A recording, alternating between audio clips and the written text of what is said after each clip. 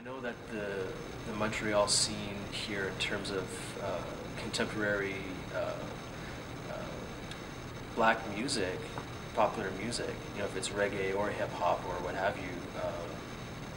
was in part seeded through family ties with members living in our respective cities of Montreal and New York, and that's how a lot of the freshest stuff that's coming out of New York City would have been imported to Montreal for the first time. And those early mixtapes and bootleg tapes and all of those early pressings of those early hip-hop records in the 80s coming out of New York, generally speaking, for certain would have found their way into the airwaves or the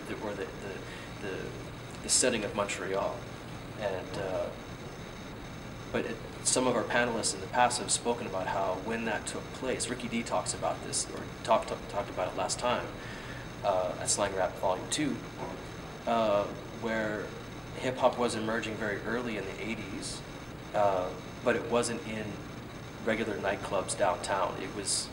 in the boroughs at little dance halls and